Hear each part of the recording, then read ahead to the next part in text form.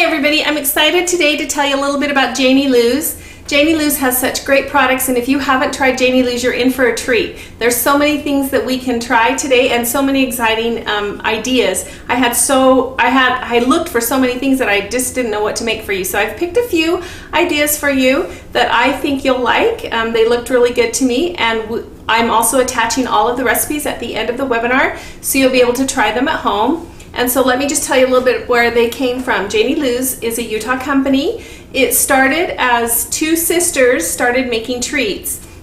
The sisters are Becky, Jane, and Angie Lou, and that's hence where Janey Lou's comes from. They started making treats for a company in Spanish Fork that is a restaurant, and it sells like sandwiches and things like that. And they started making like Rice Krispie treats and cookies and sweets, and they would bring them in there and sell them to them. Well, they became such a hit that they were requested from the different convenience stores. So they took them to the different convenience stores, and pretty soon they had a business and they needed a place to make it. So they purchased their first warehouse in 2004 in Spanish Fork, and then they grew so much that they moved into Orem in 2012, and now finally they are located, they have 3 warehouses, one in Salt Lake in 2014. They purchased that one. They went from doing handmade items, handmade rolls, to doing 10,000 rolls production per hour. So they've really grown immensely. We're going to talk about a few of the products that they offer. The first one that we're going to talk a lot about is the Beehive Rolls. We love the Beehive Rolls. They are actually a top seller, 2 to 1 over the most popular store brand. And so we want to share a little bit about Beehive Rolls, and they're so versatile. You can do just more than just a roll. So I'll give you some ideas about that. Then we're also going to talk about the cinnamon rolls, and if you haven't had a cinnamon roll from Janey Lou's, you're going to be so excited. Then also we're going to talk about the soup dough, and you can soup bowl dough, and you can just go ahead and put those on your tray, make soup bowls, and there's so many other ideas with those too. And then the last but not least, the cookie dough. In catalog number 10, we will offer some new cookie dough from Janey Lou's, and it will come in bucket form, so you'll be able to scoop out what you want and the sizes that you want. It's going to have some great ideas I have some great ideas for fun things that you can do with that, and we'll try those. Now cookies aren't available till number 10, but I want you to watch for those. They'll be fun, and the rest of them should be available for number 9. So we'll go ahead and get started with those ideas. Okay, let's start with the Beehive Rolls. First of all, the Beehive Rolls come already shaped and formed for you. All you do is pull them out of the box.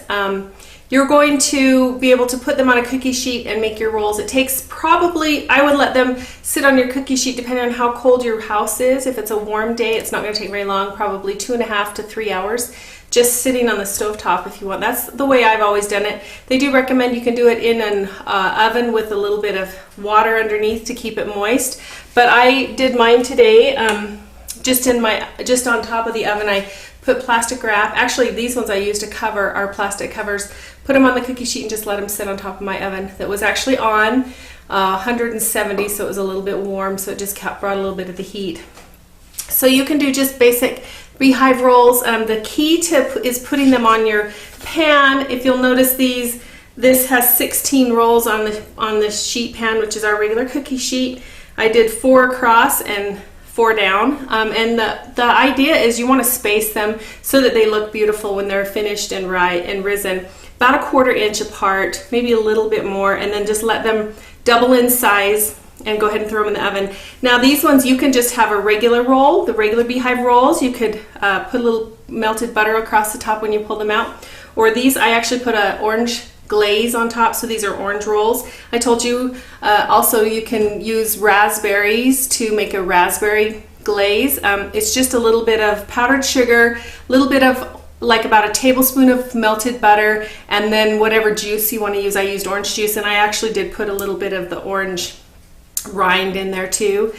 So go ahead and just make those, and these are wonderful. And everyone loves orange rolls, so you can do a variation that way.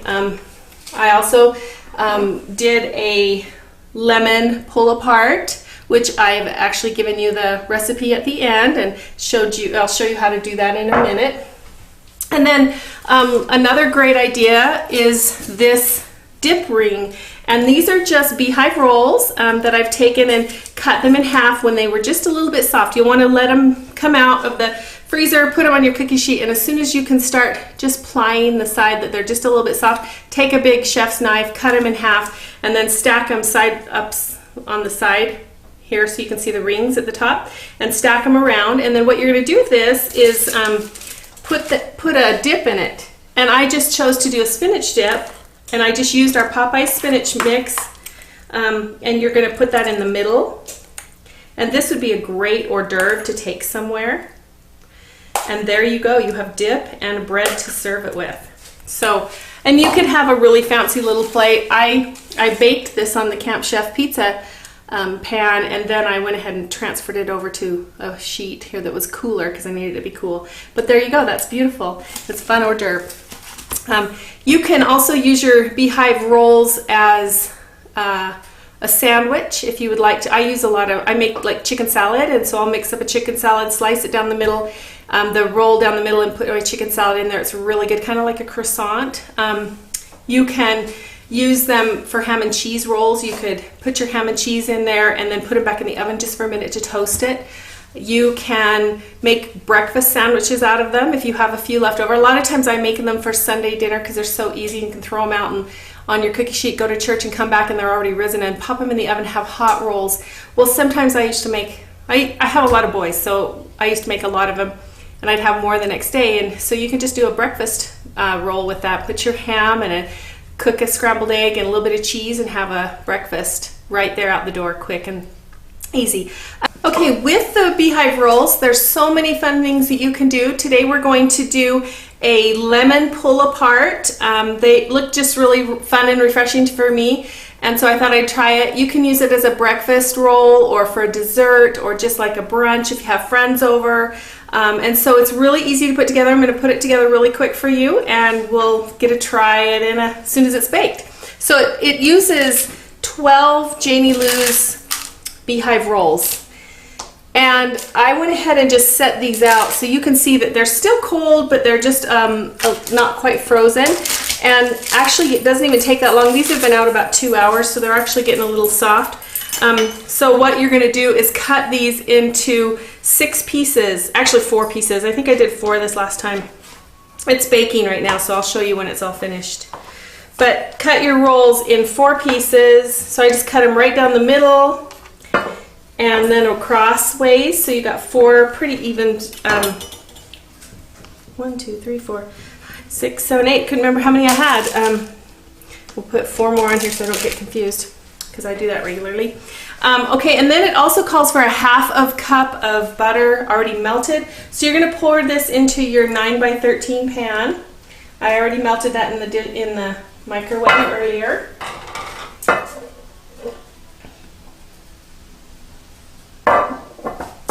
Okay, and then a ½ cup of sugar. You're gonna zest 2 lemons, and you'll put I have the lemon zest right here. Then you're gonna mix the lemon zest with the sugar. And I went ahead and did this earlier, and it turned out so fun and good. I thought you could use this with oranges too. It would be really fun for an orange roll, which I'll do in a minute. But anyway, so you're going to mix that sugar up so that your lemon is in there all around, and then I'll finish cutting these rolls. We'll get those put in very quickly. And then you're just going to kind of drop them into the pan with the butter on the bottom. You can see that these are just getting a little soft, so I would probably cut them earlier so they don't get too soft, because then they kind of lose their shape. But you kind of just evenly place them in the pan. There's so many fun things with these rolls. You could do scones with them, roll them out flat when they're about this soft, make them for flatbread for dinner. There's lots of versatility in these rolls.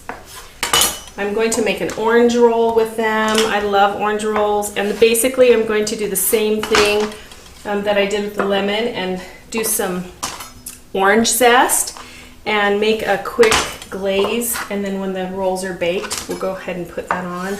You'll have orange rolls. You can also do the same thing with raspberries. And when we get the raspberry bits back, if we get them back, you could use those, and that would be a great topping. Okay, so you saw that we put the rolls in there. You can see them in the pan with the butter.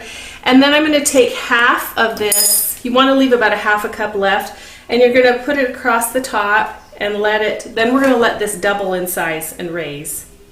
And we'll bake it. And mine is in the oven right now, and so in a second I'll pull it out and you'll see what it's like. And then you're going to save the remaining for after, right before you bake it. So once it's double sized, and then you're going to just put the rest of this on and bake it. Then we'll glaze it at the end.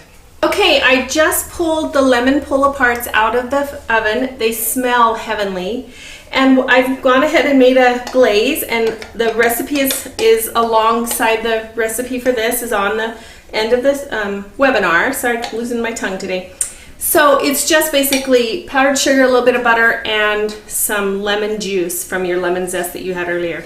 And what you're going to do is go ahead and just drizzle this over the top. I don't know if you can see how wonderful this looks, but it smells heavenly.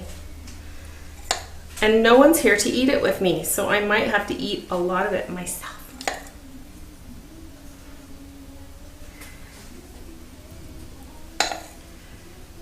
Okay, so that is how that's going to work, and it is going to be beautiful and taste wonderful. This just made about probably a cup of glaze.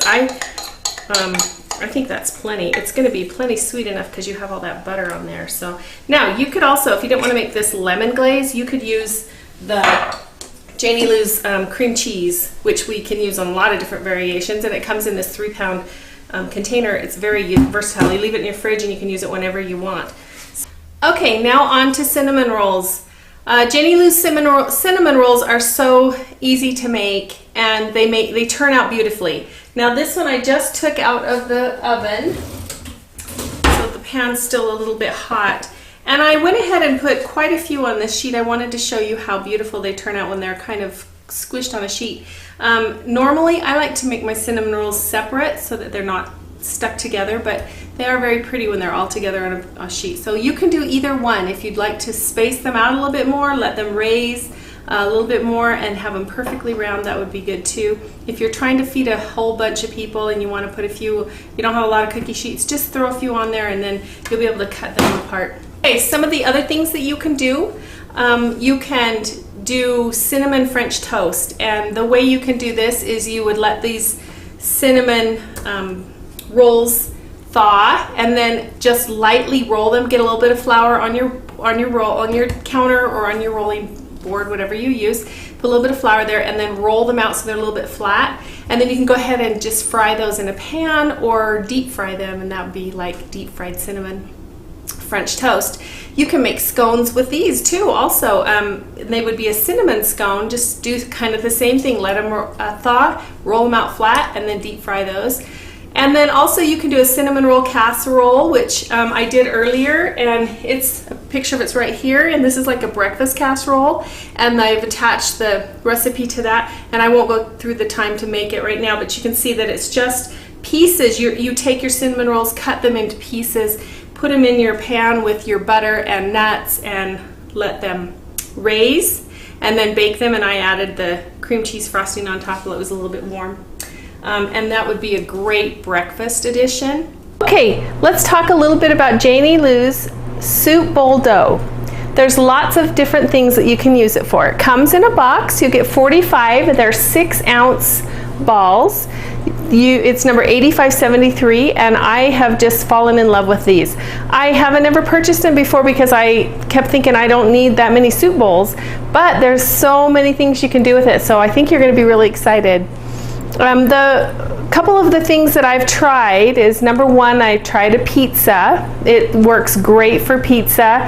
I went ahead and just pulled the little dough balls out, wrapped them in plastic that I had sprayed with Vaseline, and then rolled them out and made little pizzas. They make about probably like an 8-inch pizza, depending on how thick you want your crust. And then if you want to do a double size, like a 14-inch pizza, 12 to 14 inch, you would use 2 balls. And it worked great. We did pizza for our Sunday dinner, and they turned out wonderful. Another thing that I've done is made monkey bread with them. So monkey bread is really fun.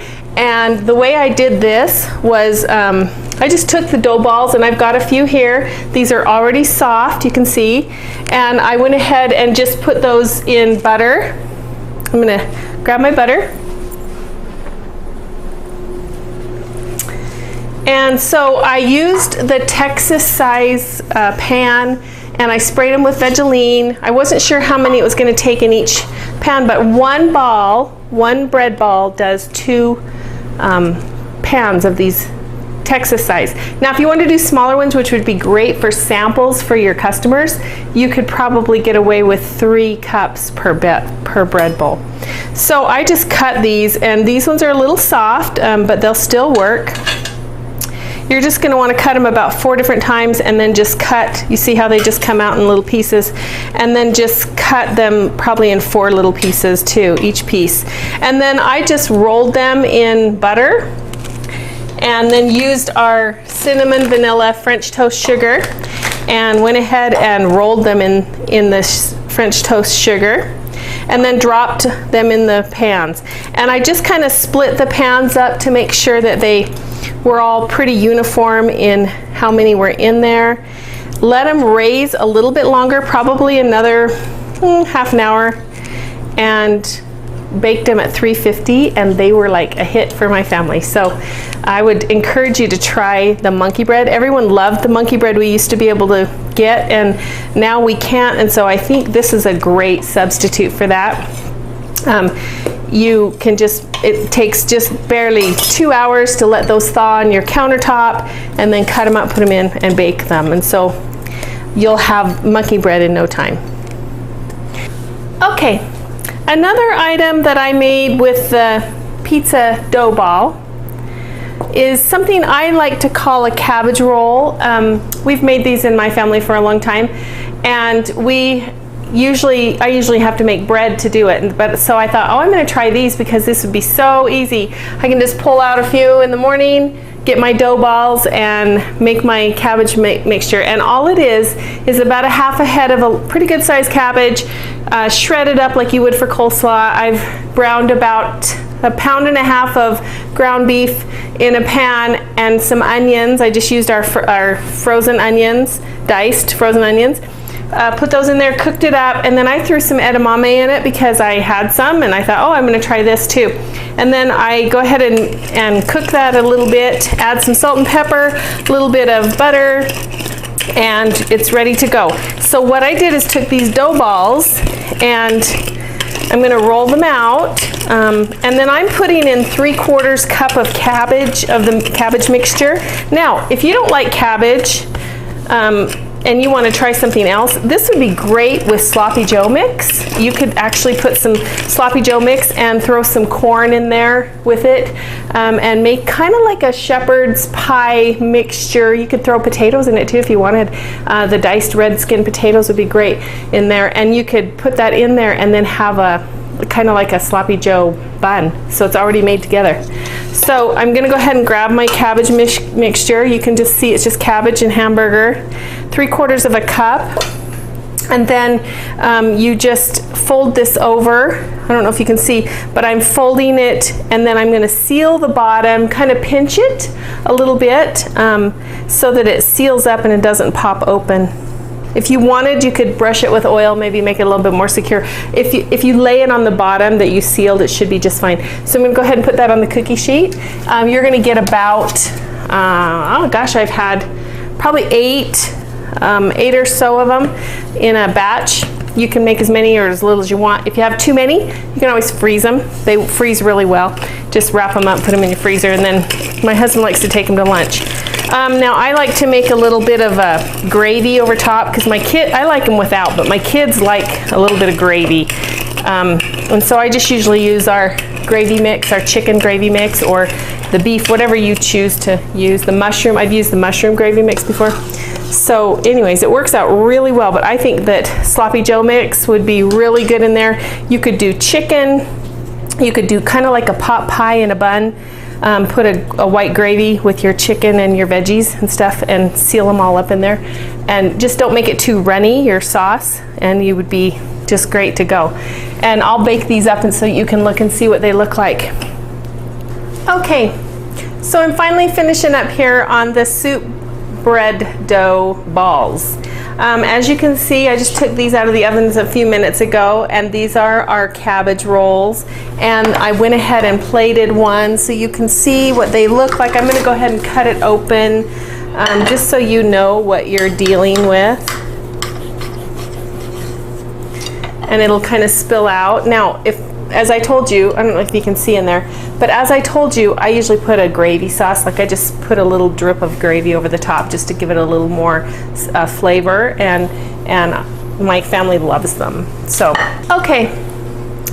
So now we're going to talk a little bit about Janey Lou's cookie dough. I told you this is going to come in catalog number 10. We're really excited about it. It's a premium ready-to-bake cookie dough.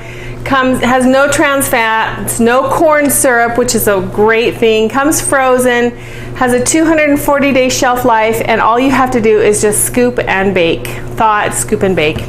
Comes in a container. This is just their demo one, so you'll get one that has a label on it. There's 4 different flavors to choose from. It is a 3-pound tub. It's going to be $9.99 to start with. There's going to be chewy chocolate chip, which I have made today, a pumpkin chocolate chip, a sugar cookie, and a chocolate chip coconut macadamia nut. And that one I'm thrilled about because I love macadamia nuts. So there's a special offer with on number 10 for the pumpkin chocolate chip.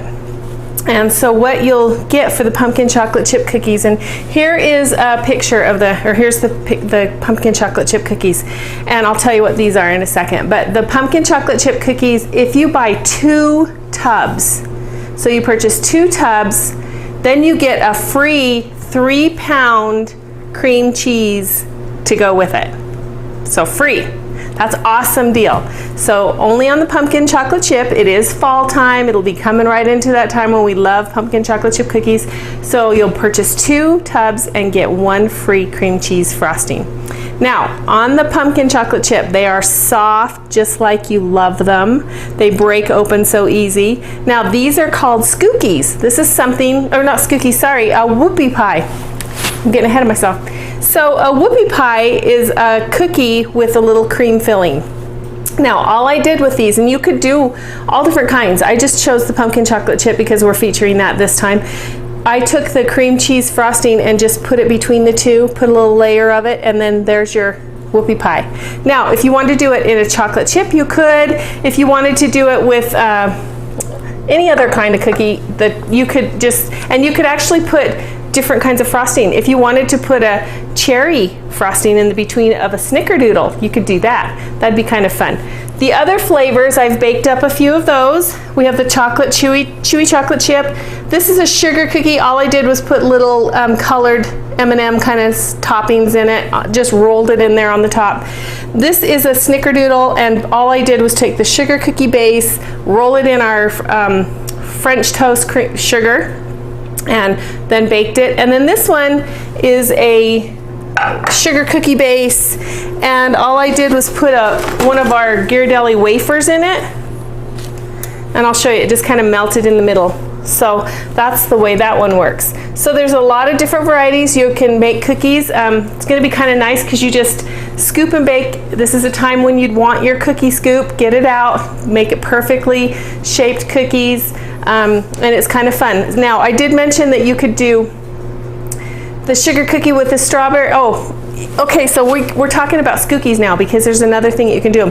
If you wanted to do, like, there's enough sugar cookie dough in here, you could do a couple really nice sized fruit pizzas.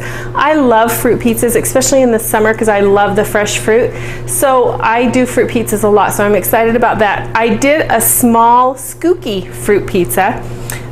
You'll see I used the Camp Chef 7-inch I can't even think. My brain's kind of tired. I've been doing this all day. Anyways, I used the 7-inch, put the cookie dough in it. Now I want to just remind you, I learned this the hard way. If you fill the cookie dough all the way to the end, not good. It will spill over in your oven. So you really only want to fill the cookie dough to about 1 inch away from the edge. When it bakes, it fills the whole entire skillet. Okay, so this is just your the sugared cookie dough. All I'm going to do is take some of the cream cheese. Now I make a couple different toppings for my fruit pizzas, but I'm just going to do the cream cheese today because it's so easy, and you guys could do it in a heartbeat, and that's what we love, is easy, easy, easy. So I'll put the cream cheese on there, frosting, not a really ton, just a nice little layering. And then I love the fresh fruit, like I said, so I'm going to go ahead and take some pineapple. I'm going to throw a little bit of pineapple on there. And this is kind of how I do my fruit pizzas, and I usually do them cookie sheet size, so because my family loves fruit pizza, it's like a dessert. I'll go ahead and put some bananas. Now I took the bananas, I just sliced a banana, and then I actually put it in pineapple juice to keep it from turning brown. That's a little secret that I learned. So you might want to try that when you get ready to put your pineapples on there. Or I mean your bananas. Because you can't have a fruit pizza without bananas. Then I didn't have any fresh strawberries because we've eaten them all, so I had some of the Dole Ready Cuts, which works perfect because it's the perfect size for it. You don't even have to cut it, you just pour it in your bowl and go. So easy. Okay, and then last but not least, a few blueberries. Gotta have a little color on there. So that is a small version of my fruit pizza. I usually put a little kiwi on there too because I like kiwi. I like the color of it. But there you go. Fruit pizza. Dessert tonight. Anyways, try something like that. And then of course, you can always do the chocolate chip skookie. It's still warm out of the oven. And put your ice cream on the top with a little bit of the Uncle Denny's hot fudge or caramel topping that we have. It is to die for. I'd never had one until I got these skillets, and now I'm just in heaven with them, so they're kind of fun. So go ahead and try the cookie dough. Look forward to that. It'll be on number 10. We're so excited to have it. It's going to be a fun product to carry. That is our Janey Lou's products. It's been a full day of Janey Lou, and it's so good. I think you're going to love it. I think you're going to be so excited about it. If you haven't tried it, venture out and get you some Beehive Rolls, some cinnamon rolls, whatever your heart desires, because you can have so much fun with them, and your customers are going to love them. So make sure you tell them about them. They're great products. Thanks.